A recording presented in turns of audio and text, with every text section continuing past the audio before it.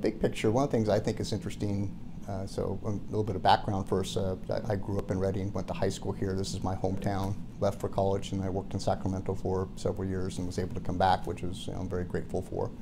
One of the things I think is very interesting about Redding is I think sometimes we suffer from a case of low self-esteem, and inappropriately so or unnecessarily. I think Redding is a fantastic community with great potential. I think we have a lot of positives, and I just think it's unfortunate that oftentimes it seems like we as a community sort of dwell on the negative topics and don't think or tout the positive attributes as much as we should. So I think so. Big picture, just having a sense of optimism, and which I think is warranted. And we can't be Pollyannish and just ignore challenges or ignore problems. But on the other hand, I don't think we should ignore the beauty of our area, the potential of Redding, and I'm very confident. Redding has a bright future. Will continue to grow and do well. So, part of it just sort of, I guess, sort of that. Having a positive self-perception, which I think is very warranted, and without ignoring problems. So. Sure. That's an issue. The other issue, a big picture topic, I think, is I reflect back, as I mentioned, I grew up here and went to high school here. And I went, in those years, high school years in particular, we were going through a real transformation in our local economy from sort of a timber-based economy and things around that to something different. And we're still going through that. I don't think we talk about that as much anymore. We don't think about it that way as much anymore. But I think Redding still is kind of going through that process of changing from sort of a timber-based economy, a resource-based economy, to something different.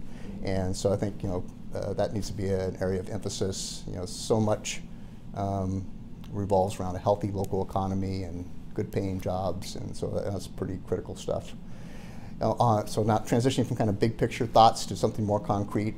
Clearly, and these fall in the category of challenges and issues that need to get that need to work. But Redding, along with most cities and counties in California and the state of California itself, we're seeing a significant increase in the employer contribution to CalPERS. That will put significant financial pressure on the city for several years to come. So this council and past councils have made some good progress there, where we're having more employee participation on some of these benefits, and that's very helpful. We appreciate that partnership with our labor partners and our employees.